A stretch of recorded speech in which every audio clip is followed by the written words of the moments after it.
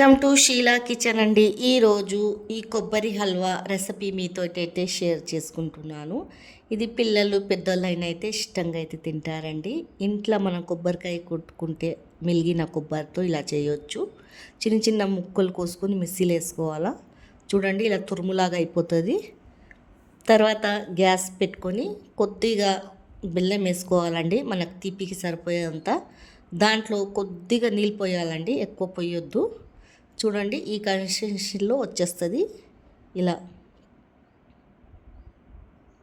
ఇలా వచ్చేసాక కొద్దిగా ఇలాచీలు వేసి పక్కకు పెట్టుకోవాలా. తర్వాత కొద్దిగా నెయ్యి పోసుకొని ఈ డ్రై ఫ్రూట్ అనేది ఫ్రై అయితే చేసుకోవాలండి దూరగా.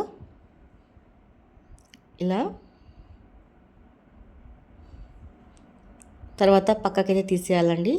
తర్వాత కొద్దిగా ఇంకా నెయ్యి వేసుకొని ఈ తురుము వేసుకోవాలండి. చూడండి ఇలా ఆ నెయ్యిలో ఈ తురుము వేసుకున్నాం కదండి, ఈ కొబ్బరిది. దీన్ని మంచిగా ఫ్రై అయితే చేసేసుకోవాలా. పచ్చివాసన పోయే వరకండి, కొబ్బరిది పచ్చివాసన ఉంటుంది కదా. ఇలా ఫ్రై చేసుకుంటే అప్పుడు టేస్ట్ అనేది చాలా బాగా వస్తుందండి నెయ్యిలో.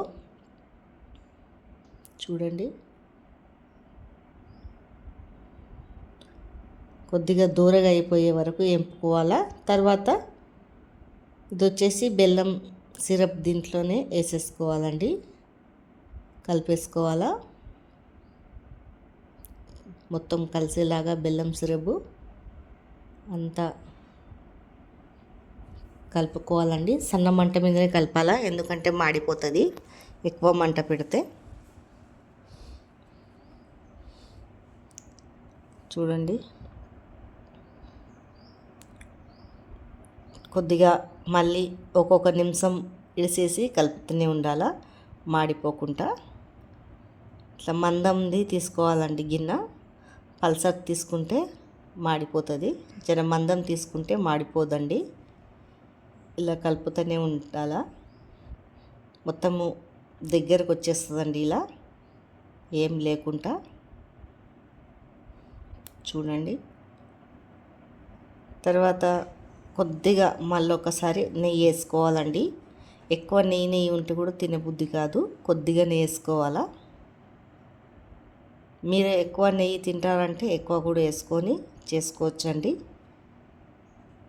చూడండి ఒక 5 నిమిషాలు ఇలా కలుపుతూనే ఉండాలా అండి, కింద మాడిపోకుండా. చూడండి మొత్తం దగ్గరికి వచ్చేస్తుంది, చాలా బాగుంటుందండి ఇలా హల్వా అయితే కొబ్బరితో. చూడండి కలర్ కూడా మారిపోయింది. ఇక కలర్ మారిపోయాక చూడండి కలరు ఈ దీని కలర్ లాగా వచ్చేయాలండి. చూడండి ఇట్లా బ్రౌన్ కలర్ లాగా వచ్చేసింది. తర్వాత పైనుంచి జీడిపప్పు వేసుకొని మరొకసారి కలుపుకొని చూడండి ఇలా దింపుకోవాలి. టేస్టీగా హల్వా అయితే రెడీ అయిపోయిందండి.